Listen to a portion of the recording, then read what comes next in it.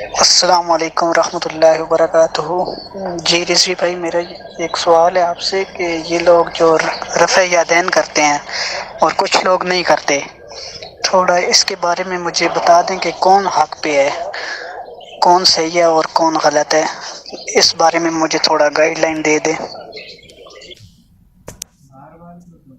سمجھتے ہیں اور نماز وغیرہ فیدان کے بغیر پڑھتے ہیں، جو جتنے بھی احناف ہیں۔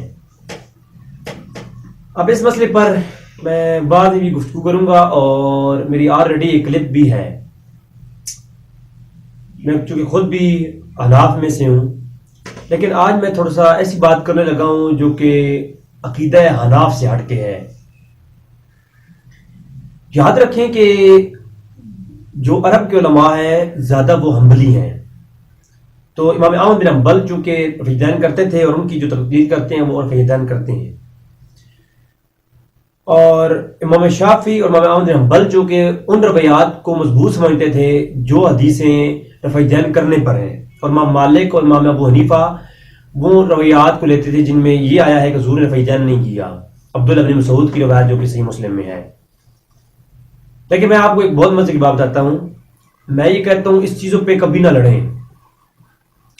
جو رفع دین کے ساتھ نماز پڑھ رہے ہیں، میں یہ کہتا ہوں وہ بھی ان کو بھی صحیح سمجھیں، وہ بھی حدیث پر ہی عمل کر رہے ہیں۔ حضور کی جو آیات کا پہلا ادوار ہے اس کے اندر حضور نے رفع دین کے ساتھ نماز پڑھی ہے، اس پر روایات موجود ہیں۔ امام بخاری نے باقاعدہ ایک کتاب لکھی جز رفع دین کے نام سے، اور اس کتاب کے اندر چونکہ میرا اس کا اوپر لیکچر بھی ہے کہ اس کتاب میں بہت زیادہ حدیث جو ہے وہ ضعیف ہیں، لیکن اس پہ جو کچھ روایات بخاری اور مسلم کی انہوں نے اس میں نوٹ کی ہیں جو کہ صحیح سند کے ساتھ ہیں، ان میں رفع دین کرنے کا ذکر ہے۔ اب ایک آپ بات یاد رکھیں، حدیث کی کتب کے اندر ہاتھ چھوڑ کر نماز پڑھنے کی پورے چیپٹر ہیں مصنف ابن ابی شیبہ کے اندر۔ اب جو شیعہ حضرات ہاتھ چھوڑ کے نماز پڑھتے ہیں، اگر آپ ان سے کوئی سنی بات کریں تو وہ آپ کے سامنے اہل سنت کی معتبر کتاب حدیث کی مصنف ابن ابی شیبہ پیش کریں گے، جو امام ابن ابی شیبہ جو کہ امام بخاری کے بھی استاد ہیں۔ تو آپ کیا کریں گے؟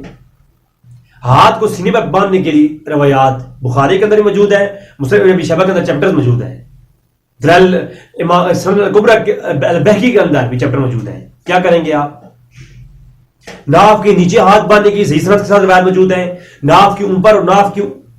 سینے پر بھی ہاتھ باندھنے کی ساری طرح کی روایات صحیح سند کے ساتھ موجود ہیں۔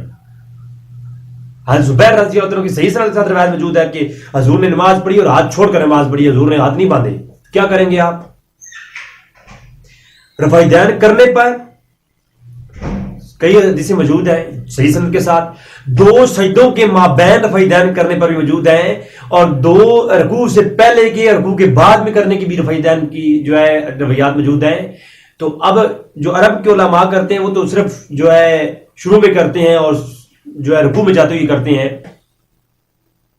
سجدوں میں تو نہیں کرتے وہ لوگ۔ تو یعنی ہر ایسی روایات موجود ہیں جن پر کئی لوگ عمل کر رہے ہیں، کئی نہیں کر رہے ہیں۔ تو اس پہ آپ لڑیں گے تو ہاں ایک بات یہاں پر رسول سمجھ لیں، جو نماز رفع دین کے بغیر نہیں پڑھتا، جو رفع دین کرنے والا ہے، اگر یہ کہتا ہے کہ جو رفع دین کے بغیر نماز پڑھ رہا ہے اس کی نماز نہیں ہوگی، باطل ہے، تو وہ غلط ہے۔ اور جو رفع دین نہ کرنے والا حنفی یا مالکی، وہ ان کو یہ کہتا ہے کہ وہ رفع دین کے ساتھ نماز پڑھ رہے ہیں، وہ غلط ہیں، ان کی نماز نہیں ہوگی، تو یہ بھی غلط ہے۔ چونکہ دونوں طرح کی روایات موجود ہیں، وہ تو روایات پہ عمل کر رہے ہیں، اور سندن اعتبار سے بھی کوئی، میں یہ کہتا ہوں جنہیں حنفی حضرات ہیں جو کہ بہت سارا فتوے لگاتے ہیں اس چیزوں پہ، میں خود حنفی ہوں، اور میں یہ بات کہہ رہا ہوں کہ اگر کوئی شخص اس طرح کی سختی اختیار کرے گا تو وہ یقیناً باطل پر ہے، غلط کر رہا ہے وہ، کیونکہ اگر وہ اس کے پاس روایات پہنچی ہے اور وہ صحیح روایات پر عمل کر رہا ہے، وہ اس کو صحیح سمجھ کر کے، باقاعدہ میرا مسئلہ مختلفی میں ایک پورا لیکچر موجود ہے، اصول اجتہادیات اور مسئلہ مختلفی کا فقہی اصول، میرا اس میں پورا لیکچر موجود ہے داڑھی کے متعلق جب میں نے بیان کیا اور میں نے سمجھایا۔ لہذا مختلفی مسئلے میں آپ کسی کی تکفیر یا تفسیق نہیں کر سکتے۔ جو لوگ رفع دین کر رہے ہیں